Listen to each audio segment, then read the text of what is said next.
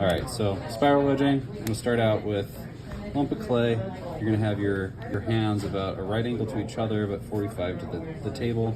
You can push more with your left or your right, it doesn't really matter. I push more with my right, okay? This one's just gonna get out of the way. I push, okay? So I'm pushing hard with the one, that one ends up on top, this one ends up on the side, and it's sort of over here. And then what I do, the clay kind of pivots in this hand, and then this one just kind of rolls it back, and it comes up onto this point. Oh, this is Emily coming over here for the 30th. The 30th. 400th, I think. 400. Okay, I start at the top again. My hands are 45 degree to the table and right angle to each other. Right hand pushes more. I pivot, push, pivot, push. And each time I do this, my hands are at 45 to the table and right angle to each other. Each time I bring it up, this point here, so it's the one that's back here, that point here goes above that point there, directly above it.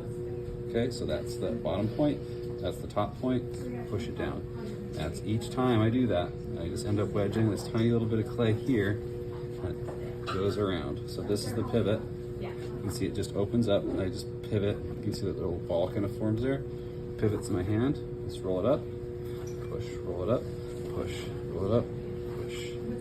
If you're prone to doing it with your left hand, you might either want to see if you can flip the video around or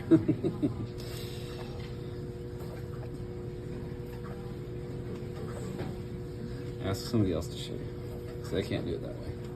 All right, and once you do it a bajillion times, to get it back into a ball, instead of just folding it over itself, what I'm gonna do is I'm gonna keep my hands on top.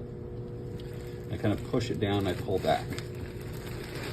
Actually, wait, that's not right. What am I doing? Okay, so instead of, that's what I do it the other way. So instead of pushing really hard with this, I push a little bit lighter, so I'm not making that big of a dent. A little bit lighter. I'm still rotating it with this hand. Okay, still rotating. I'm not bringing it all the way up here.